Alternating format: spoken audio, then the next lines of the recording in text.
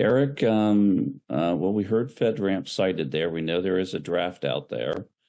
You want to give us an example of, some activity that's going on there at GSA that you'd like to share with the listening audience that we can all look forward to?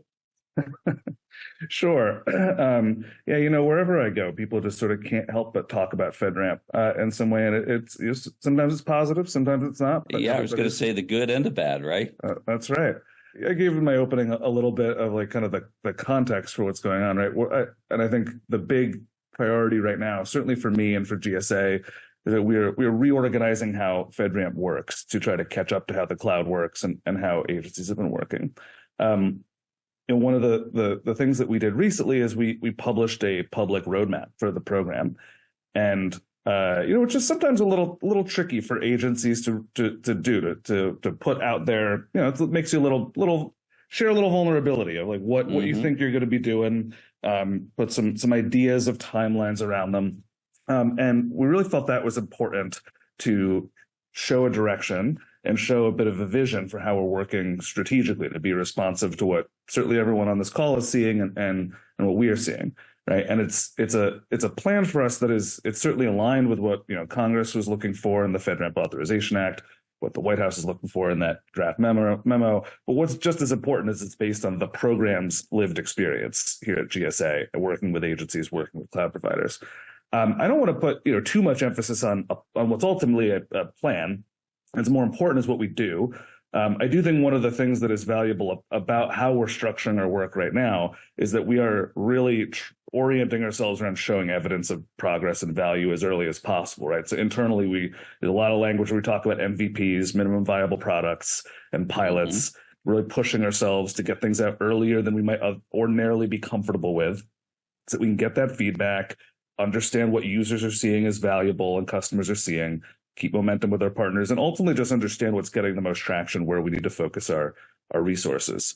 One of the areas that I'm personally, enthusiastic about everything that we put in that plan, but one thing I'll call out, right, is that we're really looking at how, our machine is running, right? So, and one of the reasons I think a plan like this has been important for GSA to do and for the program to have is that, because FedRAMP and the cloud ecosystem has grown so much, and there are now an order of magnitude, maybe two more providers in the mix and agencies as well with FedRAMP than there used to be. As that's gone on, like, the calendars of the team and who they're meeting with has grown up. Like it's not something that, I'm sure the folks on this call have experienced something like this, where it's very easy as the demands and the fires that come up in an organization grow up, you can get into a loop where like that's all you can spend your time on, right? And I'm not saying it's quite that extreme at GSA, but it has definitely been something where there's been some success with FedRAMP in terms of the numbers and how it's grown, and that means that it has been a little harder to be really consciously proactive in how you dedicate your resources. And so that has been, it's been a loop we wanted to break a little bit. And I think there's some evidence that we're doing that. One of the ways that I think that'll show up is in how we're able to take the time to adjust some of the expectations we have in our machine. So one of the things that we announced, for example, is that we are partnering with GSA, with the Defense Department's with their cloud authorizing official, basically, on a lower review process, right? And we're really pushing to have that be something where we take work that typically occurs later in the process and can be unplanned and kind of unexpected, and moving it to the beginning of the process where it can be planned for, and where ultimately, once it's done, people have a predictable idea of how things go through the system, and we can start to get more comfortable on the GSA side, doing a lot less checks at the end, because we have all like aligned, agreed on, and got confidence on different areas up front.